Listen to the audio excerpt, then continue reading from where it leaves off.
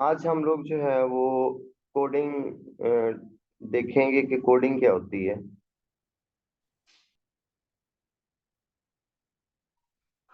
Coding हम लोग बोलते हैं writing program for system is called coding.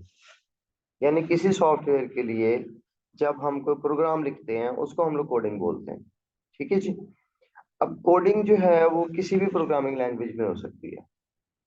अब प्रोग्रामिंग लैंग्वेज मतलब कि किसी भी हाई लेवल लैंग्वेज में, क्योंकि हाई लेवल लैंग्वेज जो है वो हमें समझ आती है, लो लेवल लैंग्वेज नहीं आती।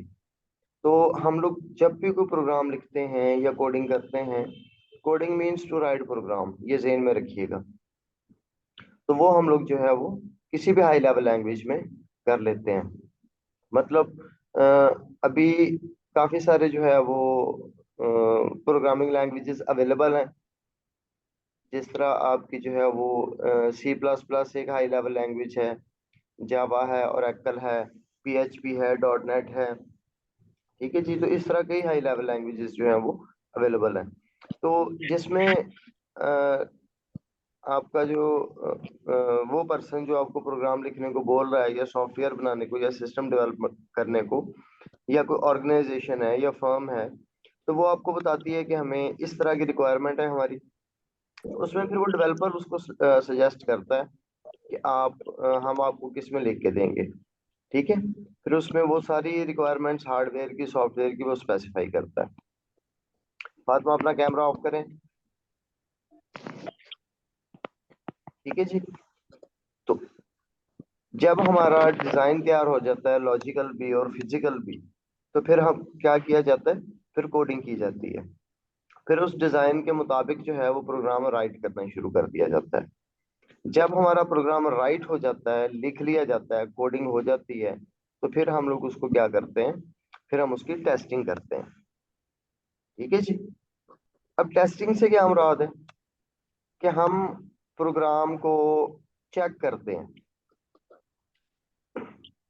चेक करने के कई तरीके हैं, बल्कि दो तरीके हैं। एक यूनिट टेस्टिंग है और एक सिस्टम टेस्टिंग है। हमारा सॉफ्टवेयर बन गया। अब उसके अंदर बेटा क्या होता है, मॉड्यूल्स होते हैं मुख्तलिफ। ठीक है जी। मुख्तलिफ मॉड्यूल्स होते हैं। यानी हम लोग जो है वो प्रोग्राम के अंदर हमने काफ़ी सारी चीज़ें जो हैं वो डेवलप करवाई हुई होती हैं। उस डेवलप करवाने से क्या होता है, हमारी रिक्वायरमेंट्स मीट कर रही होती हैं। अब हमने ये देखना होता है कि क्या वो हमारा प्रोग्राम प्रॉपरली काम कर रहा है कि नहीं कर रहा। ठीक है जी। अब वो प्रोग्राम जो प्रॉपरली काम कर रहा है उसको कैसे हम लोग आइडेंटिफाई करेंगे, उसको चेक करेंगे, टेस्टिंग करेंगे। अब टेस्टिंग के अंदर यूनिट टेस्टिंग होती है। यूनिट टेस्टिंग किसको बोलते हैं, कि जो प्रोग्राम के इंडिविजुअल मॉड्यूल्स हैं, हिस्से हैं, कंपोनेंट्स हैं। फॉर एग्जांपल कि लेट अस सपोज कि हम लोग कहते हैं कि जी हमने अ, एक एक चीज को चेक करना, इसको हम बोलते हैं यूनिट टेस्टिंग। हम हर हिस्से को एक यूनिट में डिवाइड कर देते हैं। ठीक है बेटे जी। हम हर हिस्से को क्या करते हैं, एक यूनिट में डिवाइड कर देते हैं, मतलब एक एक यूनिट के अंदर। मतलब अब हम अगर स्टूडेंट्स का सिस्टम ले लें, तो उसके अंदर क्या होता है कि कैसे स्टूडेंट्स का डाटा इंटर हो रहा है, कैसे मार्क्स इंटर हो रहे हैं, कैसे जो उनकी फी का रिकॉर्ड इंटर हो रहा है। ठीक है जी। कैसे जो है वो अ, उनका रिपोर्ट्स जनरेट हो रही हैं। अब ये सारी चीजें जो हैं वो एक एक यूनिट के अंदर डिवाइड कर देते हैं कि यानी इनपुट स्टूडेंट्स के डाटा, ये एक यूनिट हो गया। फिर उसके मार्क्स की इनपुट ये दूसरा यूनिट हो गया, उसके अटेंडेंस की इनपुट ये तीसरा यूनिट हो गया। ठीक है जी।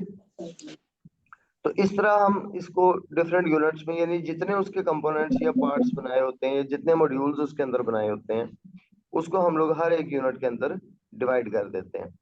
तो फिर अब यूनिट टेस्टिंग के अंदर क्या होता है कि हम एक एक यूनिट को चेक करते हैं कि इनपुट ठीक हो रही है, फिर हमारी आउटपुट जो है वो ठीक आ रही है। ओए किथे चला है, किथे चला तू? बेटा ये माइक्स ऑफ कर दें अपने।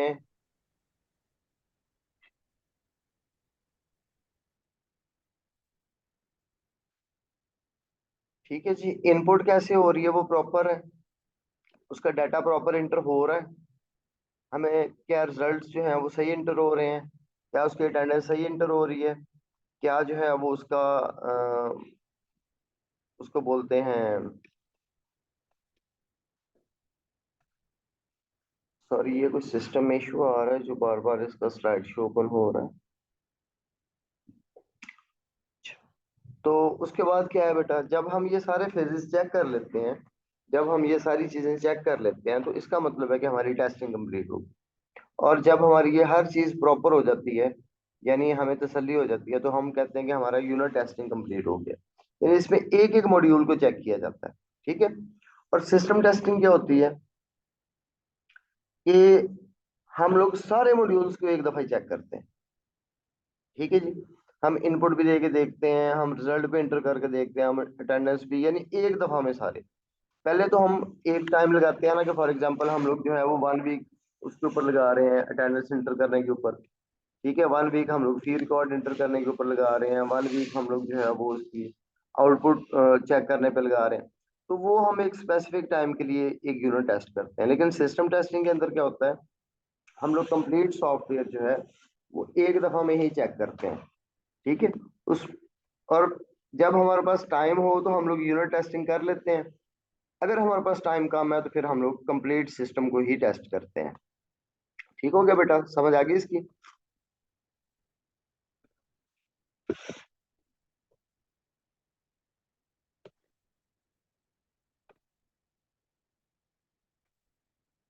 अच्छा जी। अब अगर कोई यहाँ पर प्रॉब्लम आ रही है हमें, तो फिर हम लोग क्या करते हैं, फिर हम लोग उसके प्रॉब्लम्स को करेक्ट करते हैं, ठीक है जी। प्रॉब्लम्स को क्यों करेक्ट किया जाता है? ताकि हमारा जो सिस्टम है वो इम्प्रूव हो जाए, उसके अंदर कोई भी कमी ना रहे जो पिछले सिस्टम के अंदर थी, ठीक है। और अच्छा, बेसिकली यहाँ पर ये एक स्लाइड आपको शो हो रही है कि हम सिस्टम को मॉडिफाई करते क्यों हैं या चेंज करते क्यों हैं। अब एक सिस्टम चल रहा है तो उसको हमने चेंज क्यों किया? कि पहले सिस्टम में प्रॉब्लम्स थी इसलिए हमने चेंज किया। फिर हम एग्जिस्टिंग सिस्टम को इम्प्रूव करना चाह रहे हैं इसलिए हमने नया सॉफ्टवेयर बनवाया। हो सकता है कि हमारी कोई पॉलिसी चेंज होगी हो ऑर्गेनाइजेशन की, उसके लिए हमें नया सिस्टम चाहिए हो। या हो सकता है कि हम compete करना चाह रहे हो कि बाकी ऑर्गेनाइजेशंस के पास जो है वो अच्छे सिस्टम्स हैं, तो हम भी वैसा ही सिस्टम बनवाना चाह रहे हैं, एक अच्छा सा इफेक्टिव सा, ठीक है जी। तो इसलिए हमें सिस्टम डेवलप करने की जरूरत पड़ती है।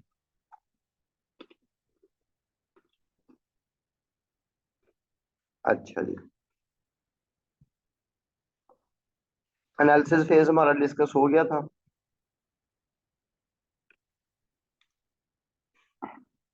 अच्छा, उसके बाद हमारा क्या है आगे, इम्प्लीमेंटेशन फेज। अब जब हमने टेस्टिंग कर ली, हमने सारे देख लिया, मॉड्यूल चेक कर लिए या हमने सिस्टम टेस्ट कर लिया, तो अब हम लोग उसकी इम्प्लीमेंटेशन करेंगे, ठीक है। इम्प्लीमेंटेशन के अंदर होता क्या है,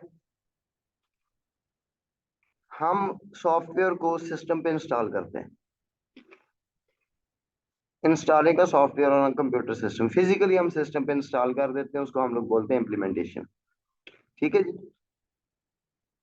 पर्पज इज टू कंस्ट्रक्ट और build a new modified system and then deliver it to users. हम नया सिस्टम बना देते हैं और फिर इसको यूजर को डिलीवर करना बेसिकली जो है वो इम्प्लीमेंटेशन कहलाता है। अब यूजर को डिलीवर करने का क्या मतलब है,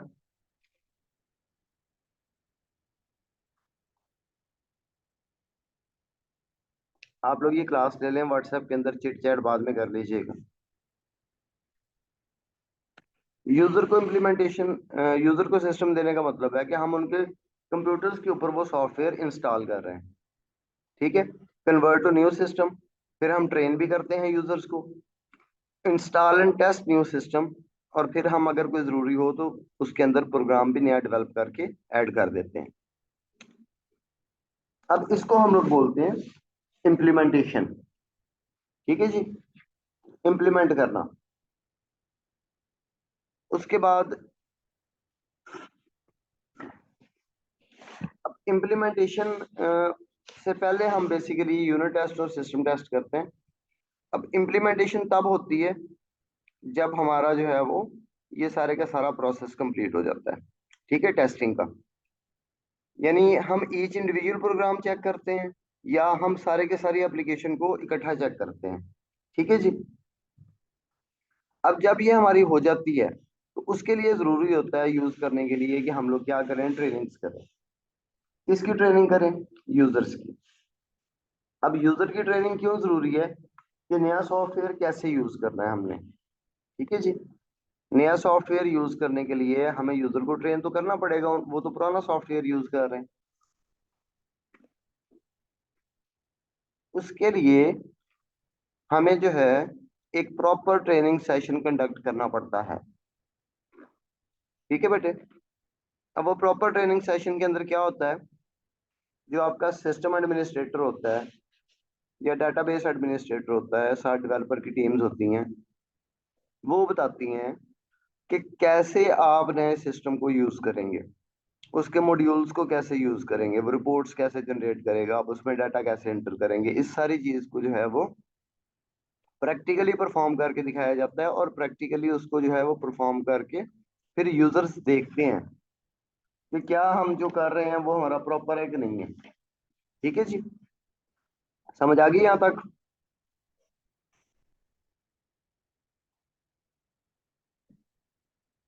ये समझ आ गई है? Yes sir. Yes, sir. Yes sir. जी, कोई भी क्वेश्चंस हैं आपके तो वो आप लोग कर सकते हैं अभी।